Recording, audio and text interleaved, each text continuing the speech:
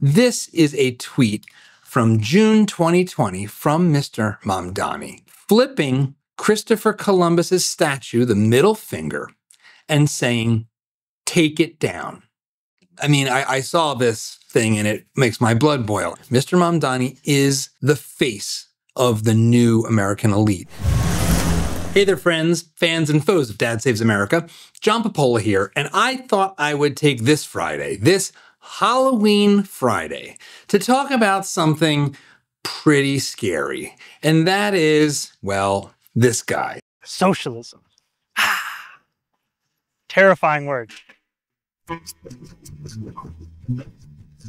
Zohran Mamdani, the probably going to be mayor of our biggest city, New York, a self-avowed socialist and a man who wears many masks, many costumes. And I think I have spent a lot of time talking about his socialism, and we'll talk about that a little bit, but I want to go a lot deeper in this one because the Zohran picture is more complicated than just his platform or his ideology. But what is that platform and ideology? In some ways, Mamdani, who's a self-proclaimed socialist, doesn't sound that different from other progressive Democrats.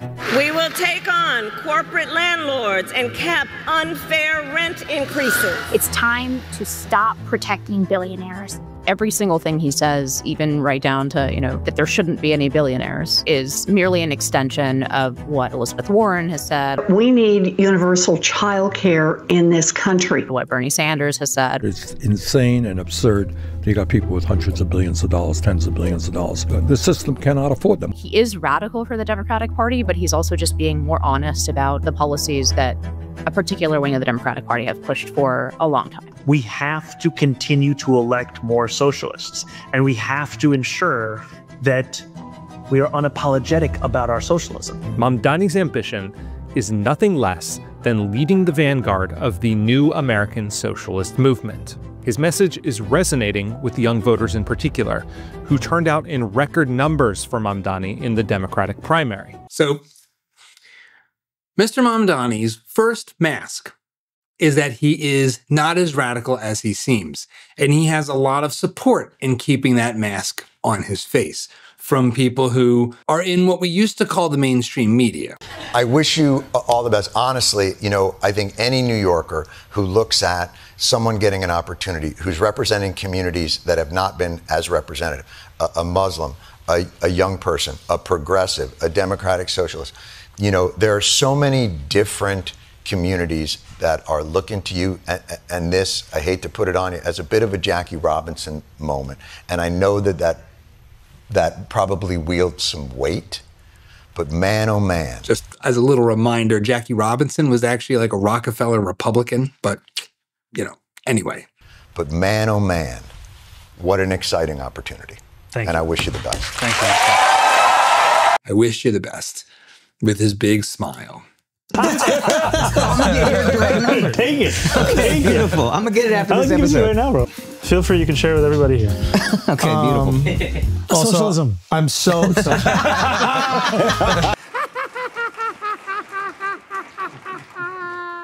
I mean, we are talking about a Joker-like character here, a Joker-like laugh, taking over Gotham City. And frankly, the 1989 Batman, I think, presented the Joker as Mamdani probably better than any other. Time for Who Do You Trust? Hubba, hubba, hubba. Money, money, money. Who do you trust?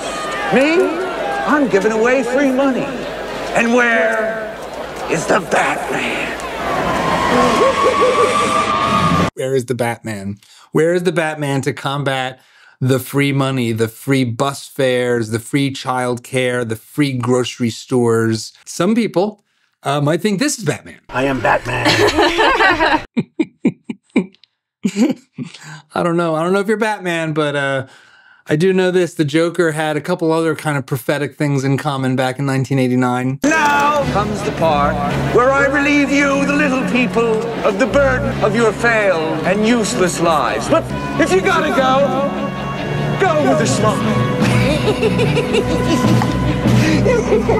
Yep, the Joker donning a mask in New York City, in the streets, outside, kind of like Zohran Mamdani, donning a mask outside, This is 2022. This guy is not what he seems. He puts himself forward as this friendly, happy guy, as this guy that cares about the little guy. He is wearing a mask, a literal mask and a figurative mask. Persona is the Latin word for the mask worn by an actor. Each society has its wardrobe of personae for you. And it's through the personae of the society that one comes into relationship to other human beings and also into the world of nature, which means into the world of one's own character. So what is the character of Mr. Mamdani? What mask is he wearing? I mean, well, for one thing, if the mask is an image of the actor, Mr. Mamdani has a good pedigree. His mother is a famous filmmaker. One of the masks that comes along with that is being a member of our elite. He presents himself as a man of the working class, as a man who's fighting for the little guy, but he is very much an avatar of the elite. And that is the central theme of this video, because our elite has some really dark pathologies. They wear a lot of masks and they put them forward as if they are for all of our own good, and they are not. Among the masks is the friendly, happy mask put on socialism. Here is Mr. Mamdani writing in Jacobin magazine, which I've talked about in other videos, hearkening back to the radicals, the radical mass murderers of the French Revolution, Mr. Robespierre and the guillotine. Here is how he tries to put a fresh face, a fresh mask on socialism. It is dignity. Dignity, my friends, is another way of saying freedom. You see, socialism is freedom. This is not a new claim by socialists. A lot of people are afraid of the word socialism. I'm a democratic socialist, and what socialism means to me is a commitment to dignity. Dignity is this squishy word that can take a lot of meanings. I happen to like the word dignity, but it has been captured. This use of dignity is a kind of ad speak, a kind of ad agency sophistry. And this image that the democratic socialists put forward of the single rose is itself a product of ad agency propaganda. This image is also a kind of mask. It is a mask put over top of the old image that still gets used by a fair number of Mr. Mamdani's comrades, namely the good old fist and hammer and sickle, the forces of revolution, of smashing, of force. This is the most modern version right here. But this one still retains that fist. It's like they sort of like plopped a rose in the hand of the fist. This actually was born many, many years ago as part of the French Socialist Party. The emblem was created in France within the Socialist Party at the time of its transformation from the prior SFIO at the Alfredville Congress in May of 1969, and its enlargement to the rest of the non-communist left. And if you jump ahead, you can see that in late 1969, the founder of a communications agency was asked to come up with ideas that would expect to signal change and attract new members, especially women, with the request that it not look too Bolshevik. And so they came up with this image, you know, to get women in the tent, to help be less Bolshevik. And, you know, if this was a business, that would make some sense, right? You want to attract women. Women are actually 80% of all consumer spending. It's a good idea to go after women. When Sears decided to go after women in their advertising and said, come see the softer side of Sears, their revenues went up 30%. 30%. Yeah, 30% growth. Let's get 30% more socialists, right? Come see the softer side of Sears.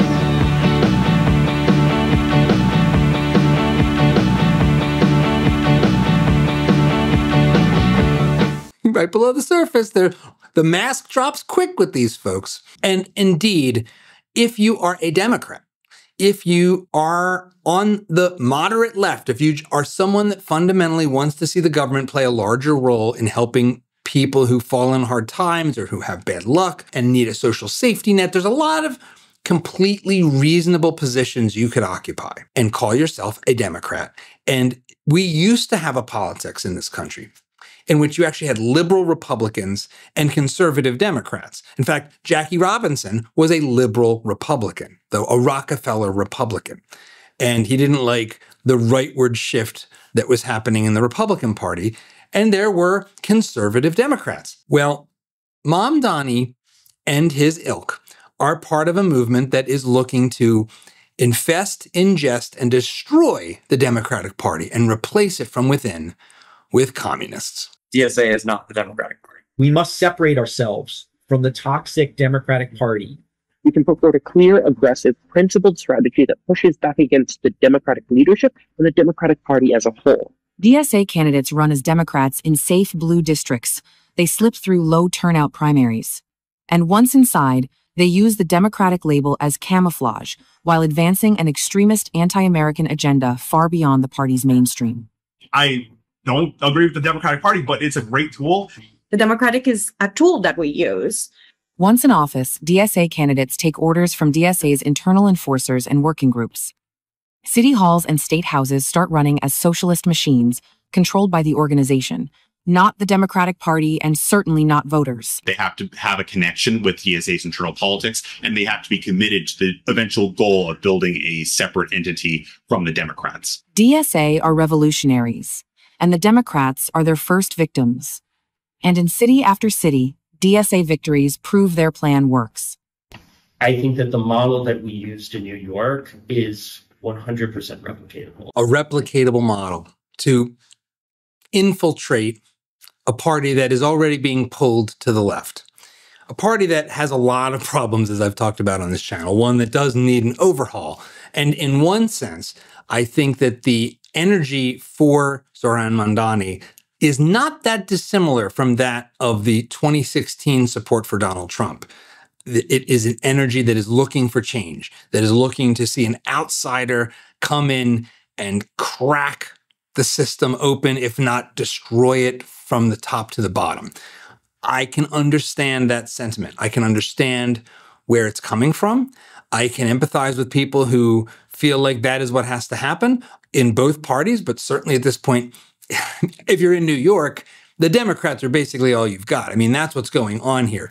Mr. Mamdani's most credible opponent at this point is Andrew Cuomo, who is basically the ultimate example of the corrupt institutional elite of the Democratic Party. He is an aristocratic son of a former governor, somewhat disgraced. And yet, if you care about the actual policies, he's the lesser of the two evils, if you will. But I can understand not wanting to vote for Andrew Cuomo in New York City in 2025. I get that. But this is out of the frying pan into the fire. That fire burns hot. And the fire of hatred for this country from the Mamdani family is pretty intense. This is a tweet from June 2020 from Mr. Mamdani. Wearing rubber gloves outside because of COVID, of course, flipping Christopher Columbus's statue, the middle finger, and saying, "Take it down." I mean, I saw this thing and it makes my blood boil. And I realize that if you like his burn it all down approach, you probably like this too. So I don't expect this to be that persuasive for people that are caught up in the frenzy. But this reminds me of something. This reminds me of another adjacent ideology, let's say. These communities live near the site of the Bamyan Buddhas, giant stone carvings from Afghanistan's rich pre-Islamic past. In 2001, 6 months before 9/11, the Taliban declared the statues an affront to Islam and drew a line in the sand for the whole world to see. Allah Akbar. MashaAllah. Subhanallah. Allah Akbar. That's what we're dealing with, folks. That's the mask coming off. This is Mr. Globalize the Intifada.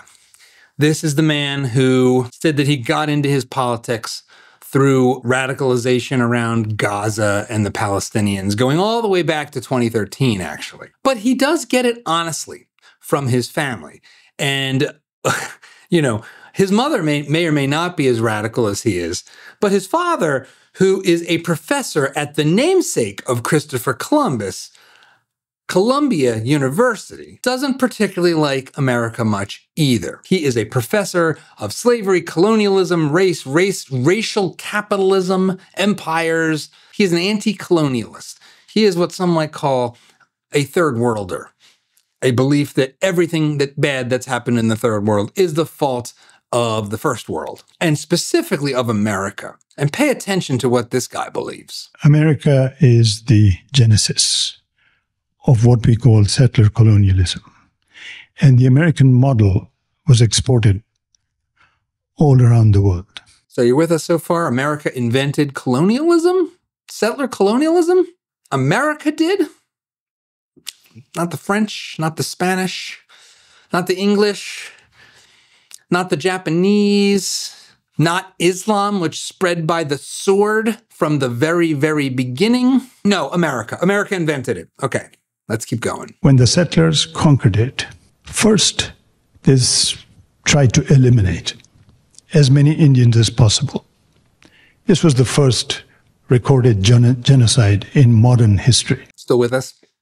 Americans, not even Americans, the British colonies, the early arrivals that mostly killed people through smallpox and disease, they were the first genocide. And of course, in the modern era, which is the era in which you start the clock for genocide with America so that you can tell the story about America. We've been killing each other for as long as we've been on this planet.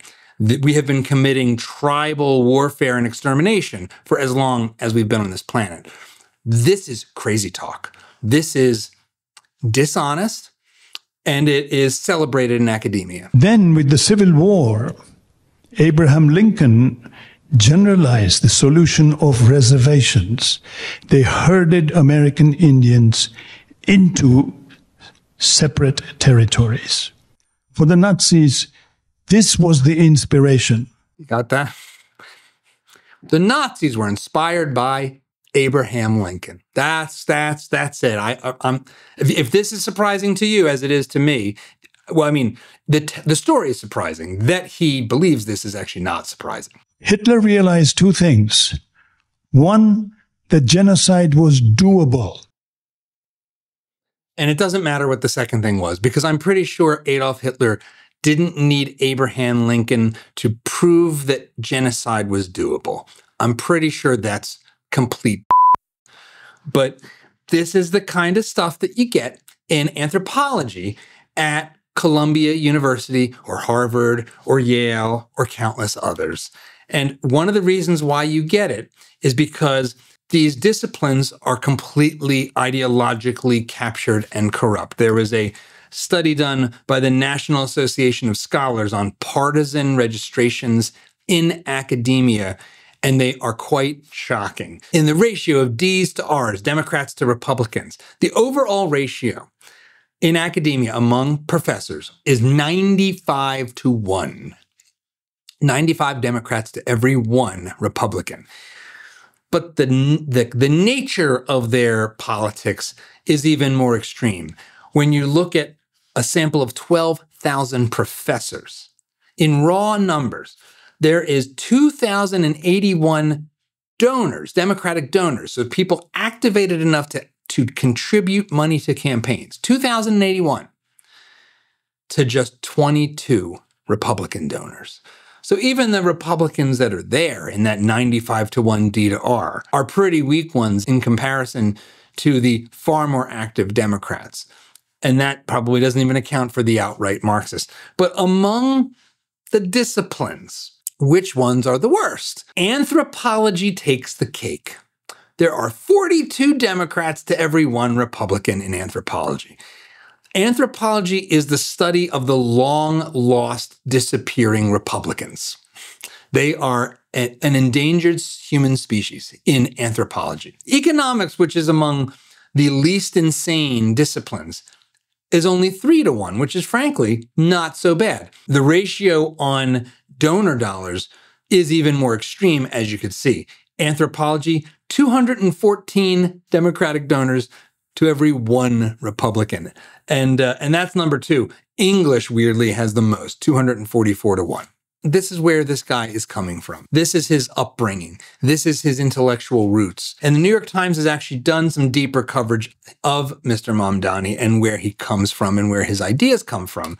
And he is very much a member of the elite. His parents are elite academics and filmmakers. They are the secondhand dealers of information, which I'll come back to. He went to a very expensive high school and then a very expensive private liberal arts college. Mr. Mamdani stood out to his professors too. Quote, number one, it's very rare for someone to come to college and say, I want to major in Africana Studies. Dr. Purnell, his professor who taught the Haitian Revolution, said, this was his undergraduate major, Africana Studies. I'm pretty sure they don't prepare you for governing the largest city in America with Africana Studies. As one of only 10 students in his class who graduated with his major, his interest tended towards classes that dealt with history and sociology, his professors recalled, and he expressed particular interest in slavery in the United States and Reconstruction. A chip off the old block. His activism for the Palestinian cause made him at times an adversary of the college. When Mr. Mamdani and other students organized a campaign in 2013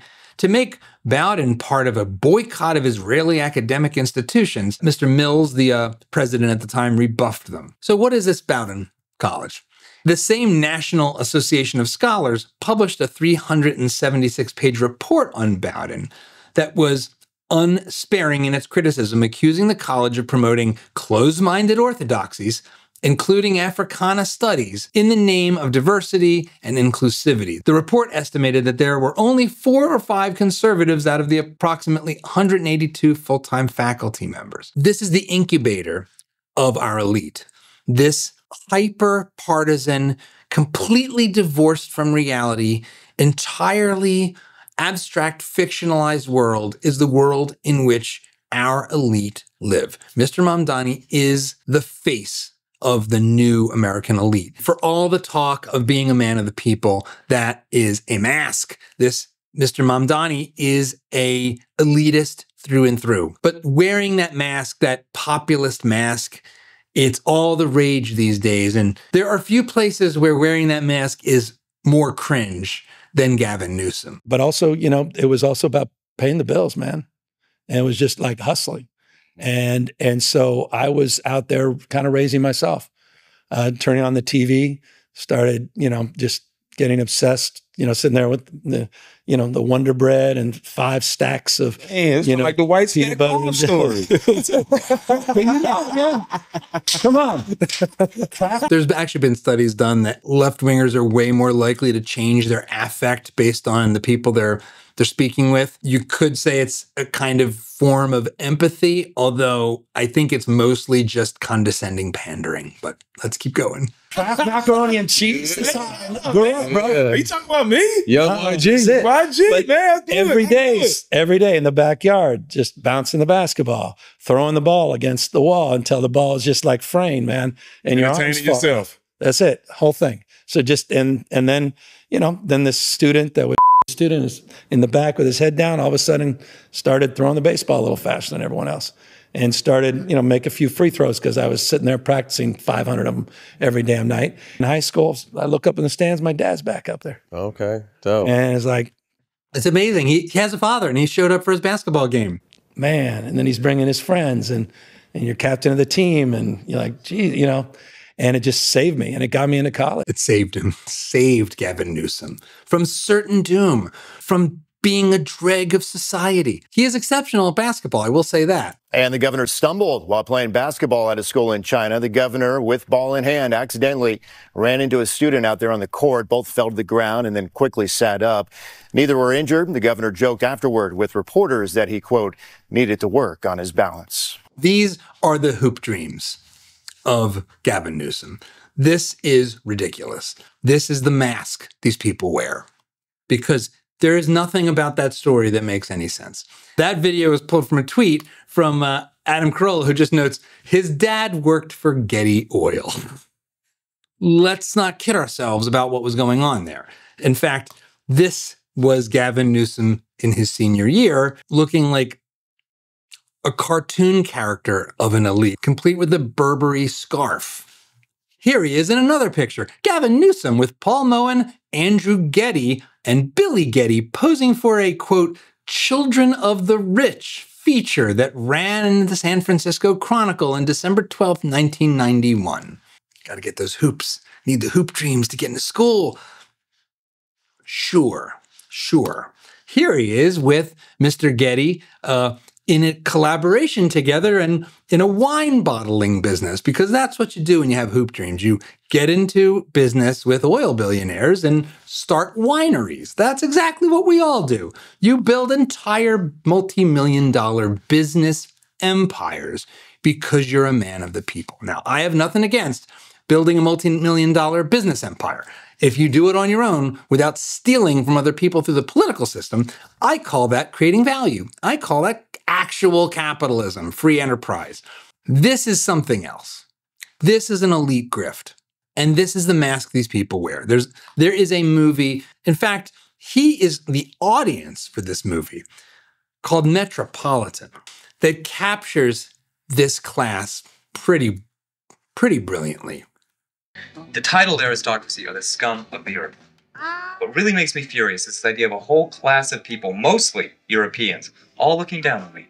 You always say titled aristocrats. What about untitled aristocrats?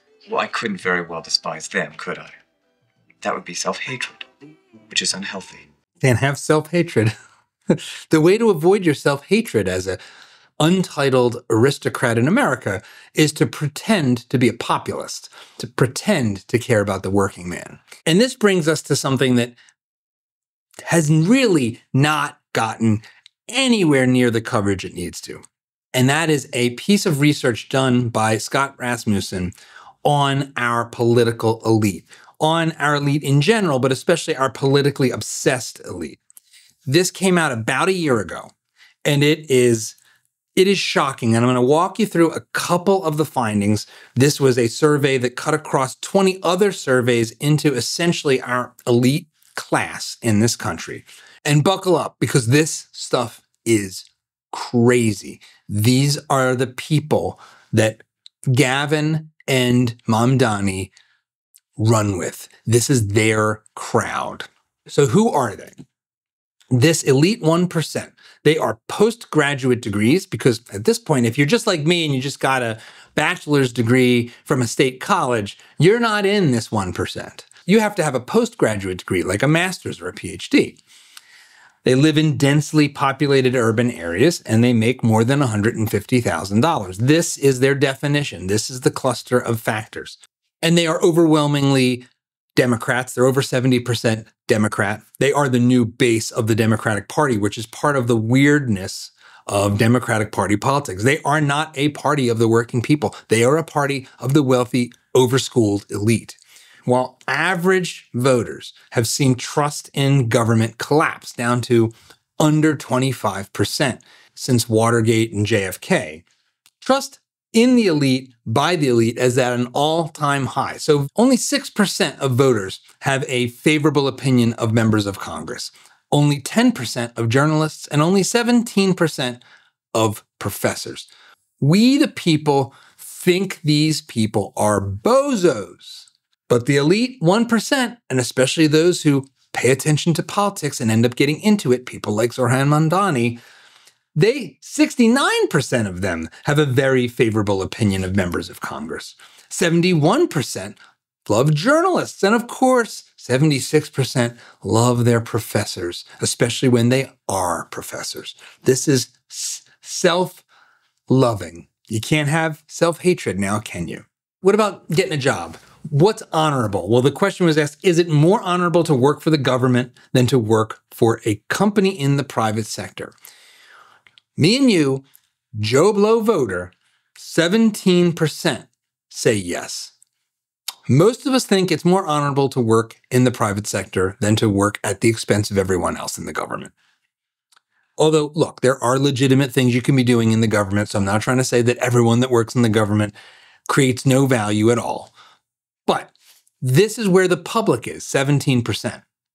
60% of the politically obsessed elites think it's more honorable to work in government. The delta here between the elite and everyone else is wide, but it gets wider and weirder. How about perceptions of individual freedom?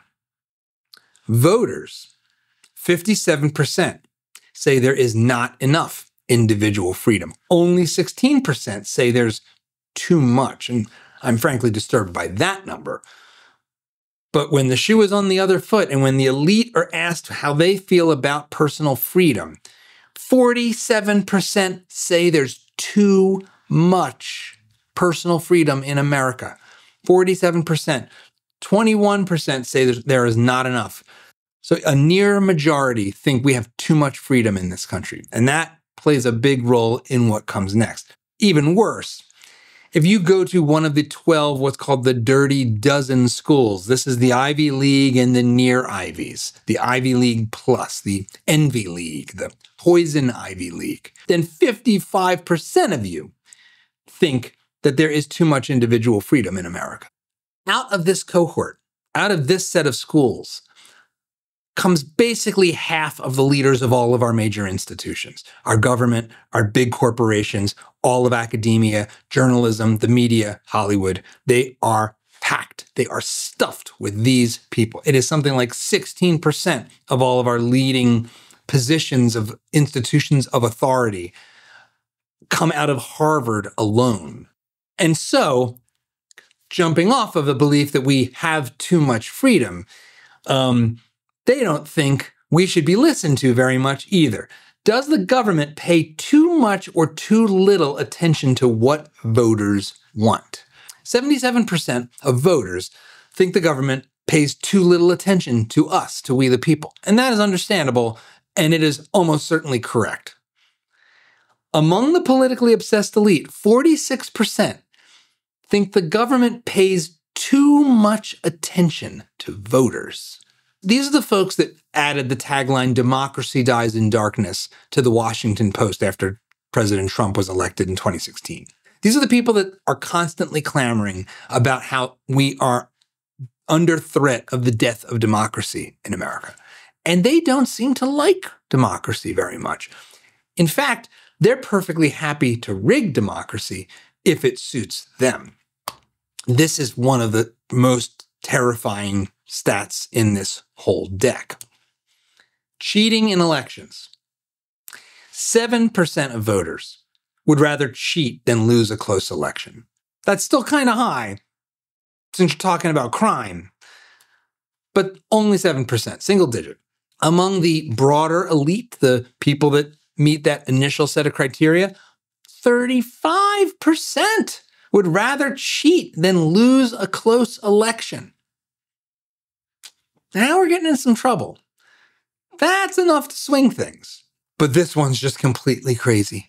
Among those who are the most likely to be in politics, the ones who are paying attention to politics every day, the politically obsessed elite, 69% would rather cheat than lose a close election. This is absolutely insane.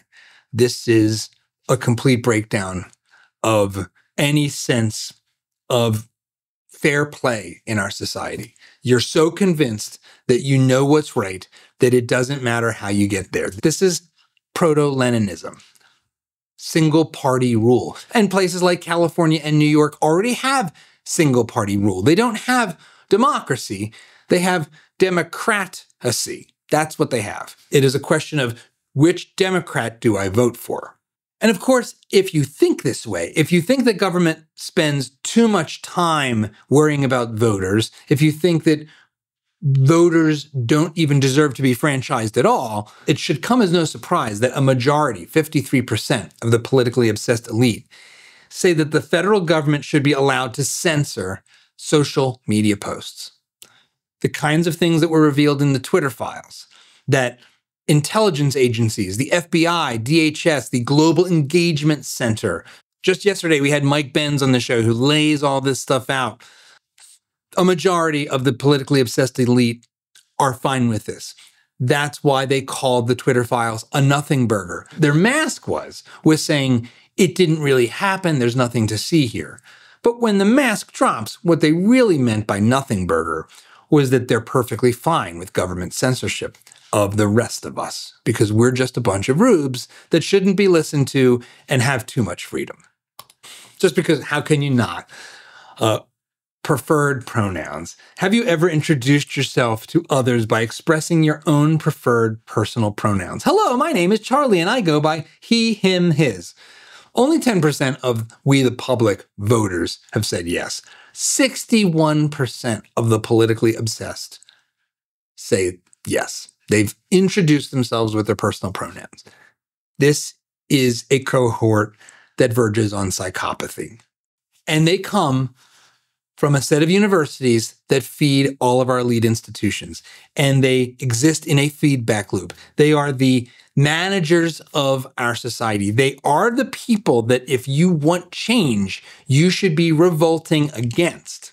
And Zohran Mamdani is proposing change, but he is absolutely one of these people. That is the great irony. That is the mask off moment for this guy. He is not a populist. He is using that rhetoric. He is a member of the elite.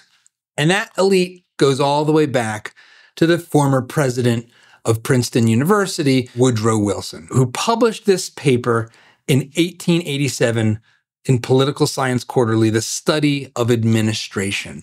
And in this paper, he lays out the ideology that permeates the elite who answered these surveys. The belief that, frankly, worrying about votes and voters and politics is messy and nasty, and we just need to have credentialed experts use the government like some kind of machine that just needs to be managed. They already know the truth. There's no need to have discourse or debate or disagreement. There's no issues that are contentious because they involve conflicting values.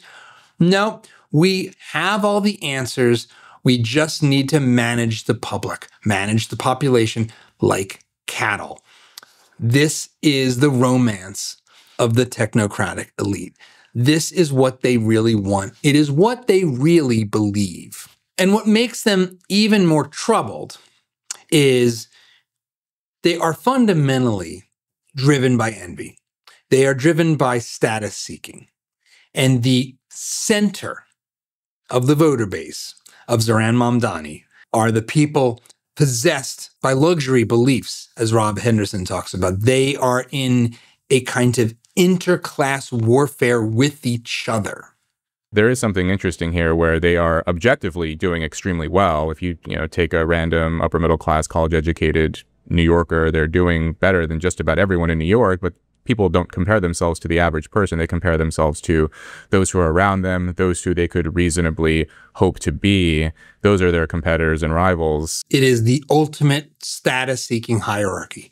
All of the talk, all of the cosplay, the radical cosplay is all just an attempt to get social status and a fear that they're missing out. It is FOMO politics. I think that we are all, in a sense, doomed. What are you talking about? Downward social mobility. We hear a lot about the great social mobility in America, with the focus usually on the comparative ease of moving upwards. What's less discussed is how easy it is to go down. And I think that's the direction that we're all heading in. That is their fear. When your father is a professor from Columbia and your mother is a famous movie director, it's pretty hard to go up from there. And so you live in fear of going down. And that leads you to adopt radical politics where you can find a new place to be special. You're a Marxist? No, I'm a committed socialist, but not a Marxist. I favor the socialist model developed by the 19th century French social critic Fourier. You're a Fourierist? Yes. Fourierism was tried in the 19th century and failed. I mean, wasn't Brook Farm Fourierist? It failed. That's debatable. Whether Brook Farm failed?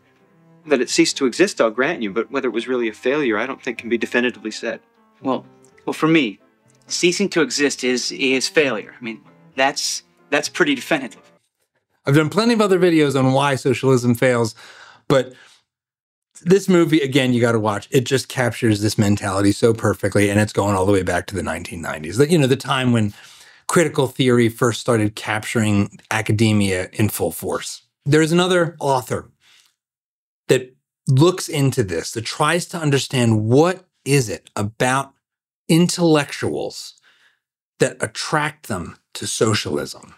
And that is Friedrich Hayek, who wrote this paper, The Intellectuals and Socialism. And one of the most important things he notes is that socialism has never and nowhere been at first a working class movement. The working class to the socialist vanguard are always a tool for them. It is an intellectual playground, and the working people that they claim to care about are chess pieces that they want to move around on the board of their game. That is what it is. That is what it has always been. And it is predicated on an illusion that you can design society. And Hayek is not the clearest speaker, but his insights here are incredibly important. And the people who imagine, oh, it should be possible to design all this, to arrange this, accept the government to do this in a manner that the distribution is just. Now that is literally impossible, because it would require that all this widely dispersed information about particular facts and particular circumstances and particular gifts can be used and controlled by a central authority. This is the central problem of this central planner mentality. Mamdani believes that he can centrally plan a city of 8+ million people, that he knows what the right level of the rents are, that he knows how to deliver everything for free, including systems that are very, very complex, that he doesn't understand and that no one person can actually understand. We have free speech, we have free markets because we don't know the answer. We don't know the truth. If we did, we'd already have it.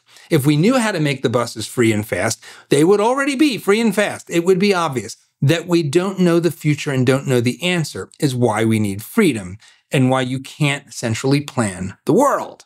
But the conception of a social justice, to expect from an impersonal process, which nobody can control, to bring about a just result, is not only a meaningless conception, it's completely impossible. See, everybody talks about social justice, but if you press people to explain to you what they mean by social justice, what they would accept as just, nobody knows. I'm telling you, because I've been trying for the past 20 years, asking people, what really are your principles of social justice? Nobody knows what social justice is. Social justice is flowery language. It is a verbal mask on the search for power, the grasping for power, the desire to control the society and therefore to control other people. Social justice is a mask on slavery, on subjugation. It is a reformulation of the notion of justice, which is to say an impartial judge, the woman with her blindfold weighing the scales, not putting a finger on them. That is classical justice. That is the rules applied equally to all of us. Social justice says no, she should lift her veil and tip the scales. And even that's not really possible, not in the complex systems of a society. All you end up with is communism. Vladimir Lenin understood this. Vladimir Lenin was one of the OGs of this kind of vanguard of elite. He said it himself in his writings. We have said that there could not have been social democratic consciousness among the workers. It would have to be brought to them from without. Does this sound familiar? Does this sound like a silver spoon rich kid talking about how he's the working class hero?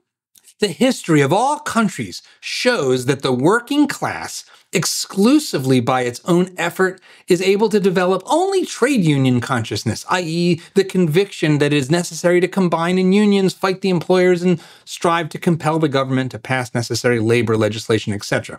The theory of socialism, however, grew out of the philosophic, historical, and economic theories elaborated by educated representatives of the propertied classes, by intellectuals. By their social status, the founders of modern scientific socialism, Marx and Engels themselves, belonged to the bourgeois intelligentsia. Even Lenin admits that his whole pitch is a scam. It's a bunch of academics talking to themselves about how they're going to remake the world and turning it into a nightmare. He's just like Marx. He's another guy with a bunch of luxury beliefs.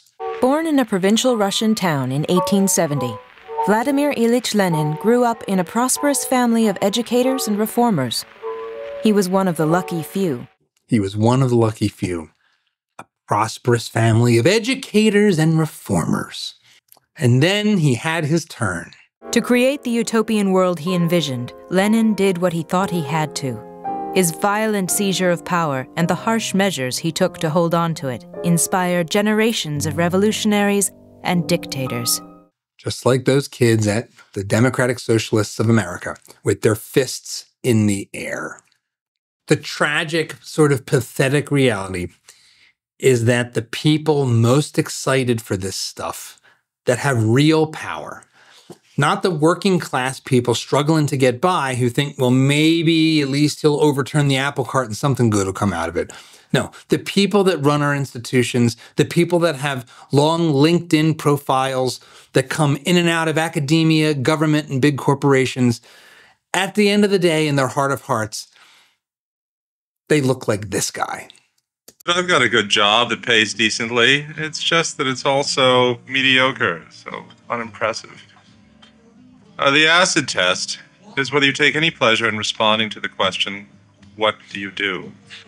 I can't bear it. You start out expecting something much more, and some of your contemporaries achieve it. You start reading about them in the papers or seeing them on TV. That's the danger of Midtown Manhattan, running across far more successful contemporaries. I try to avoid them whenever I can. This is what powers the elite. It is self-importance and jealousy. That's it. That's what's going on. It is the grasping for status. It comes out of the fact that it is a soulless bunch. Some of the other data shows that among the incoming students at Harvard University, the overwhelming majority are atheist or agnostic. They are only striving. They are social climbing. And we, the people, need to take their mask off and see them for what they are. I don't know how we get to a place where we have a better elite, where we have an elite that aligns with the rest of us on basic principles, on a love of our country's core values, on a shared set of core values. I think the fundamental start is we have to break the cycle. And that starts with education. That starts with smashing these institutions that are producing this cyclone of destruction. And smashing it can be pretty simple. It can just look like President Trump or some future president pulling the plug on all of their coercive funding. Let them sink or swim. If these institutions like Bowdoin University or Columbia had to sink or swim without billions of taxpayer dollars, they would suddenly realize that Africana studies is a waste of time. And that brainwashing the next generation of elites to not only hate our country, but want to climb its ladder anyway, is not a very good business model. And that is what I am here to do, to advocate for all of that, and to hope that you, dear dad and mom and fellow traveler, are aware of this landscape and are prepared to escape it, because you don't have to be like these people. You can have a happy life. You can strive in ways that actually are fulfilling, focusing on family, on faith, on meaningful work, and not keeping up with the Joneses. I hope that this Halloween weekend, you get some of that. You get some joy in community and passing out some candy and seeing some fun masks, not the kind of ugly masks that we have to deal with every other day in our politics. But let me know what you think.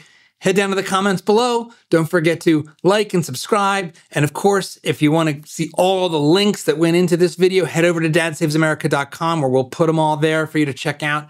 And of course, have a great weekend.